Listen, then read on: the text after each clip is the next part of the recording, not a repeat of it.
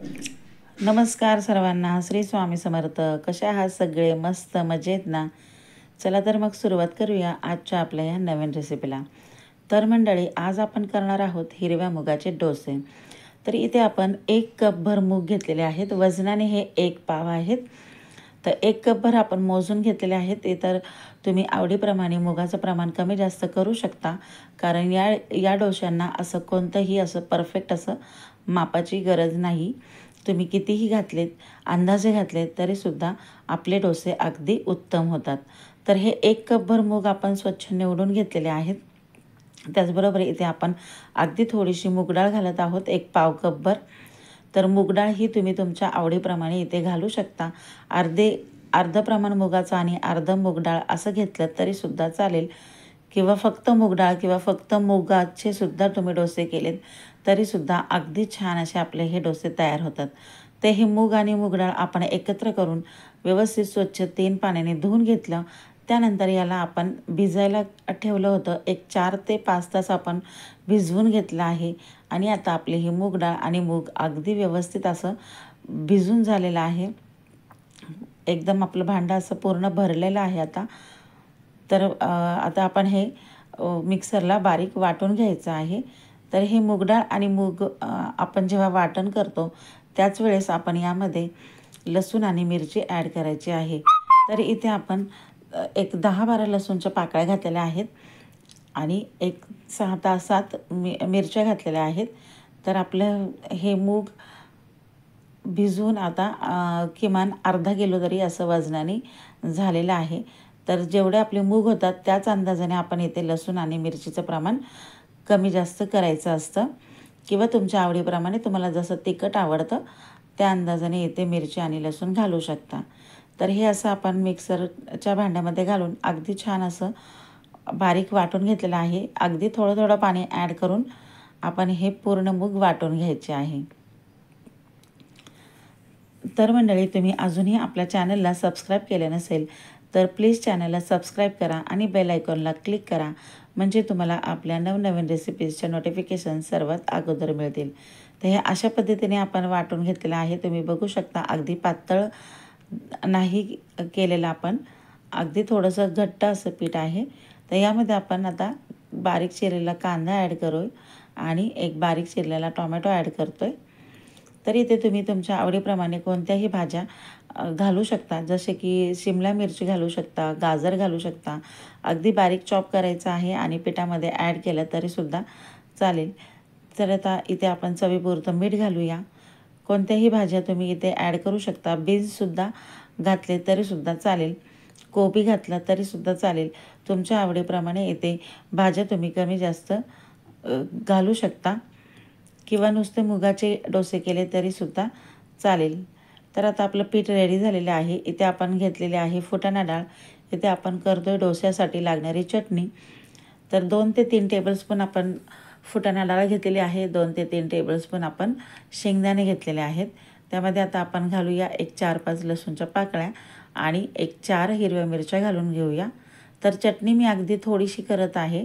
तुम्हाला जर तुम्हाला जर चटणी जास्त लागत असेल तर तुम्ही जास्त प्रमाणात हे घेऊ शकता. आवडीप्रमाणे तुम्ही चटणीचं प्रमाणही कमी जास्त करू शकता. तर हे आता आपण वाटून घेतलेलं आहे. तर एकदम छान असं बारीक सॉफ्ट वाटून घेतलेलं आहे. तर चटणी आपण आता याच्यामध्ये एका भांड्यामध्ये काढून घेऊया. तर इथे मला चटणी कमीच लागणार होती म्हणून मी कमी केलेली आहे, कारण आपण हे डोसे चटणीसोबत, सॉससोबत किंवा घरातल्या भाजीसोबत, जी आपण कोणती घरात भाजी बनवली असेल त्या भाजीसोबत खाल्ले तरीसुद्धा चालतील. तर ही आता आपली चटणी रेडी झालेली आहे. आता यामध्ये आपण चवीपुरतं मीठ घालूया. एकीकडे आपण फोडणीची पळी गॅसवरती ठेवलेली आहे.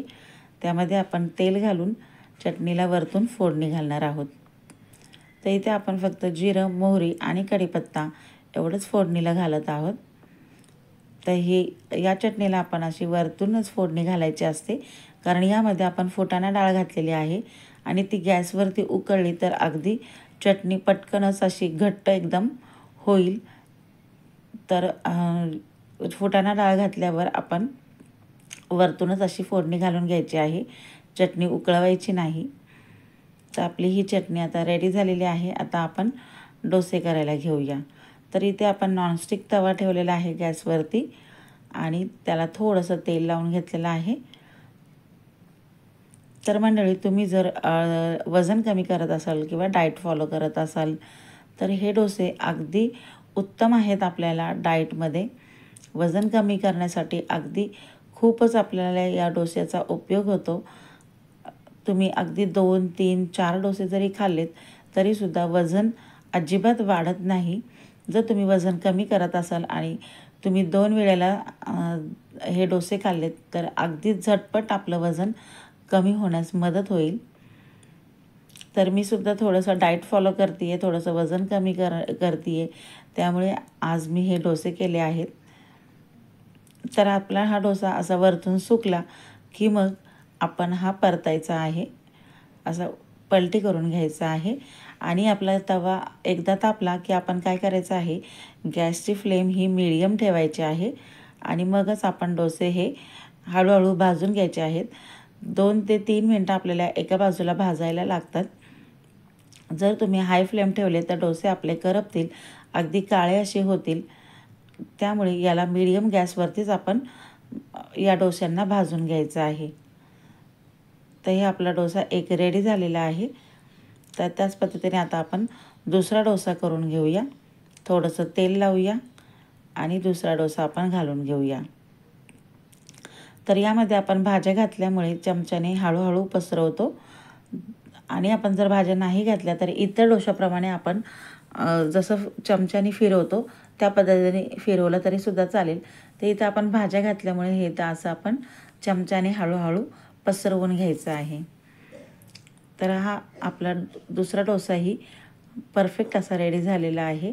मस्त एका बाजूने भाजलेला आहे. दुसरी बाजूसुद्धा आपण 1-2-3 मिनटं व्यवस्थित भाजून घ्यायचे आहे.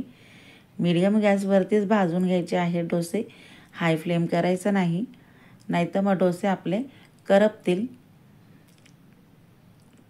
तर मंडळी, तुम्हीसुद्धा डाएट फॉलो करत असाल तर नक्की हे डोसे ट्राय करा आणि रेसिपी आवडल्यास लाईक करा, शेअर करा, चॅनलला सबस्क्राईब करा.